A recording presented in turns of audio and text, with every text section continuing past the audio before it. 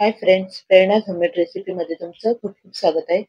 मला खूप जण डीएम करतात की तुम्ही व्हेज रेसिपीज करता, नॉन-व्हेज रेसिपी करत नाही का? तर तसं काही नाहीये. मी नॉन-व्हेज रेसिपी पण करते. आज आपण बांगडा फ्रायची रेसिपी बघणार आहे. त्याला तर मग उशीर न करता आपण रेसिपीला सुरुवात करू. तर इथे मी हे 3 बांगडे घेतलेले आहेत आणि हे स्वच्छ धुवून घेतलेले आहेत आणि मच्छीवाल्याकडूनच मी हे साफ करून आणलेले आहेत.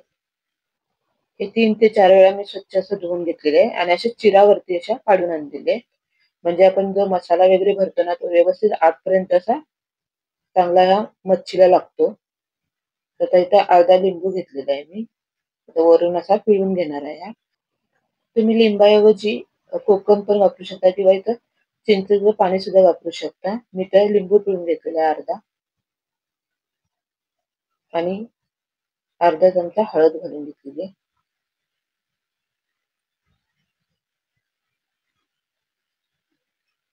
2 चमचे लाल तिखट घालून घेतलेले आहे. हे काश्मीरी लाल तिखट आहे. तुम्ही घरचाही मसाला वापरू शकता इथं. 2 चमचे मी लाल तिखट वापरलेले आणि अर्धा चमचा मीठ घालून घेतलेलं आहे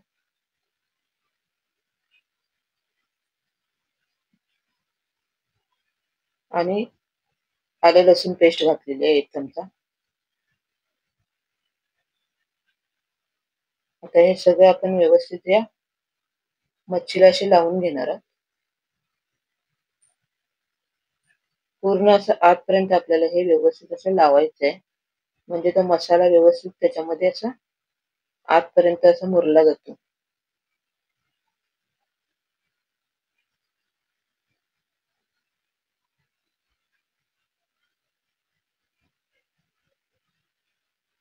आता ही बनवायची प्रत्येकाची वेगळी पद्धत असते.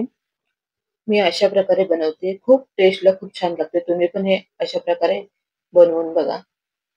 आता हा मसाला व्यवस्थित आपल्याला ह्याच्यामध्ये आतमध्ये असा लावायचा आहे.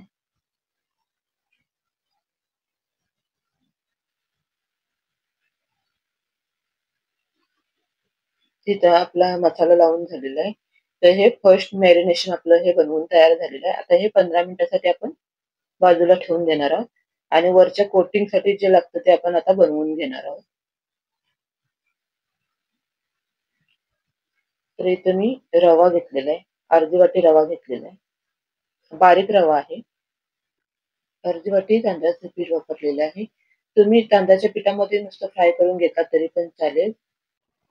पण इथं बांगडा कुरकुरीत होण्यासाठी आपण इथं बारीक रवा वापरलेला आहे आणि 1 चमचा लाल तिखट वापरलेला आहे आणि अर्धा चमचा मीठ घालून घेतलेलं आहे. तर मीठ मगाशी सुद्धा आपण वापरलेलं आहे मॅरिनेशन करताना आणि आता आपण हे थोडंसं त्याच्यामध्ये घालून घ्यायचंय. तर इथं बांगड्याला वरती लावायचं कोटिंग आपलं तयार झालेलं आहे. आता यामध्ये आपण असं एक-एक असं बांगडा व्यवस्थित असं वरती असं लावून घेणार आहोत बांगड्याला. सगळीकडून असं व्यवस्थित लावून घ्यायचंय.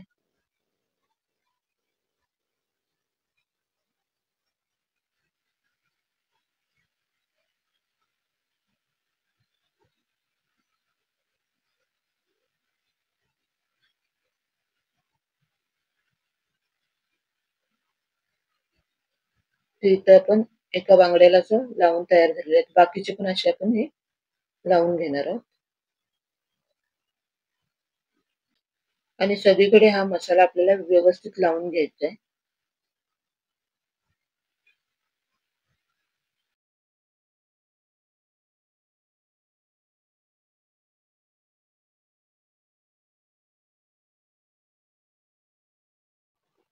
इथं आपल्या सगळ्या बांगड्यांना हा मसाला लावून झालेला आहे. असं व्यवस्थित लावून घ्यायचं आहे. आता आपण तव्यावरती 2 छोट्या पाळ्या आपण तेल घालून घेणार आहोत.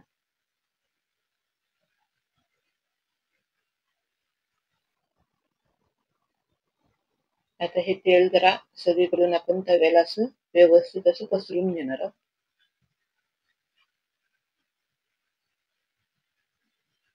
आणि इथं आता तेल गरम झालेलं आहे. तर एक-एक आपण बांगडा यामध्ये असं ठेवून देणार आहोत. आणि मीडियम फ्लेमवरतीच आपल्याला हे फ्राय करून घ्यायचे आहेत. म्हणजे व्यवस्थित असे ते कुरकुरीत होतात.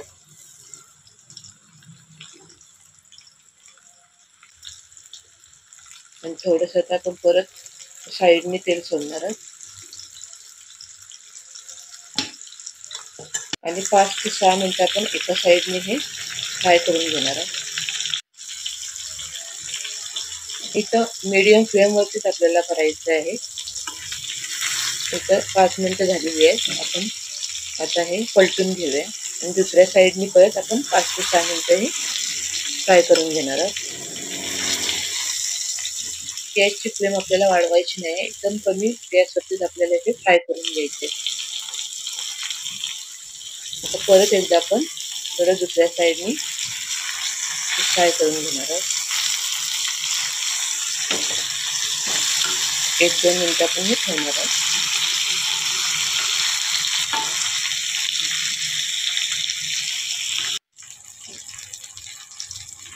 आणि छान अशी वरून अशी कुरकुरीत झालेली आहे. आणि आता हे आपण आता साईडला काढून घेणार आहोत. दोन्ही साईडने आपण 5-5 मिनिटं आपण फ्राय करून घ्यायचं आहे कमी गॅसवरती. तर छान असा कुरकुरीत आपला हा बांगडा तयार झालेला आहे.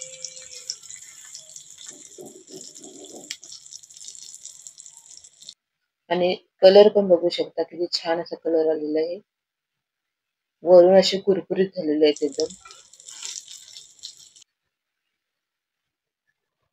रवा लावल्यामुळं छान असे बांगडे असे कुरकुरीत होतात.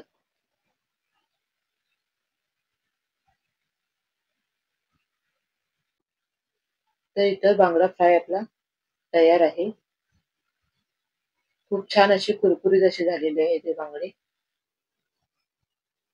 आता आपण गार्निशिंगसाठी वरून अशी कोथिंबीर वगैरे घालून घेणार आहोत. आणि हे तुम्ही कशाबरोबरही खाऊ शकता. भाकरी बरोबर, चपाती बरोबर किंवा भाताबरोबर तुम्ही कशाबरोबरही हे खाऊ शकता. खूप छान लागतात. आणि थोडासा कांदा आणि गार्निशिंगसाठी आपण लिंबू ठेवलेला आहे. तर इथे आपला हा बांगडा फ्राय तयार झालेला आहे.